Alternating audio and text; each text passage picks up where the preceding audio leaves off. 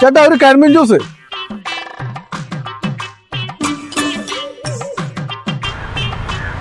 ഈ റിയാസ് അല്ലേ? नहीं भाई, मैं बंगाली आदमी है, मेरा नाम बुद्धू है। എടാ പെപ്സേ, हाँ अंदाई ഇയൊക്കെ എത്ര അല്ലാന്ന് പറഞ്ഞാലും എന്തൊക്കെ ഇരട്ടപ്പേര് വിളിക്കുമ്പോഴോ ഇയൊക്കെ വിളി കേൾക്കൂ. അമ്മക്ക് അറിഞ്ഞൂടെ? ആ മലയാളികൾ അങ്ങനെ തന്നെയാണ്. പിന്നെ നാറ്റിക്കരുത്, ഇങ്ങോട്ട് ഞാൻ ഫുള്ള് കാര്യം ഞാൻ പറഞ്ഞുതരാം. അല്ലേ അന്നെ കണ്ടിട്ട് എത്ര കാലായി? ഞാൻ വിചാരിച്ചതേ ഈ ഗൾഫ് പോയതാണെന്നാ. എനിക്കറിയാലോ, എനിക്ക് നാട്ടിലൊരു കട ഉണ്ടായതിന്റെ കാര്യം. അതെല്ലാം കൂടി കച്ചവടമൊക്കെ പൊട്ടിയപ്പോ പിന്നെ മെല്ലെ അവിടെ നിന്ന് ഇങ്ങോട്ട് നാട് വിട്ട. അപ്പെന്തിനാണോ ഈ ഊരും പേരും ഒക്കെ മാറ്റിയിട്ട് കേരളത്തിൽ നിന്ന് ഈ ബംഗാളിനുമായി ജീവിക്കുന്നത്?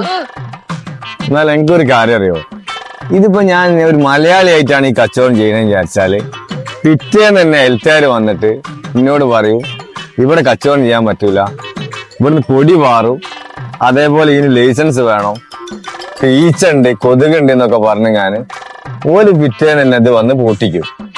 നേരെ വെച്ചാൽ ഇത് ബംഗാളികളാണെന്ന് പറഞ്ഞാല് ആർക്കും ഒരു പ്രശ്നമില്ല, നാട്ടുകാർക്കും പ്രശ്നമില്ല, ഓഫീസർമാർക്കും ഒരു പ്രശ്നമില്ല, ആരും ഇങ്ങോട്ട് തിരിഞ്ഞു നോക്കുകയല്ല. നമ്മക്ക് ഇഷ്ടമുള്ള വിലയും വാങ്ങി ഞാൻ കച്ചവടം ചെയ്ത് അങ്ങോട്ട് പോവാം. ഞാനിത് കുറേ ആലോചിച്ചെടുത്ത തീരുമാനമാണ്. നമ്മളെ നാട്ടില് മെല്ലെ ബംഗാളിയെ ജീവിച്ചാല് ഒരു കുഴപ്പമില്ലാണ്ട് നമ്മളെ കാര്യങ്ങൾ സിമ്പിളായിട്ട് നടന്നു പോകും. ഇപ്പൊ ഈ പറയും ഞാൻ പേര് മാറ്റി ഇവിടെ ബംഗാളിയായിട്ട് ജീവിക്കുന്നതിൽ എന്തോ തെറ്റുണ്ടോ? ഈ പറഞ്ഞത് ശരിയാണ് കേട്ടോ. നമ്മളെ നാട്ടില് ജീവിച്ചു പോണെങ്കിലേ ചില്ലറ ബുദ്ധിമുട്ടൊന്നുമല്ല.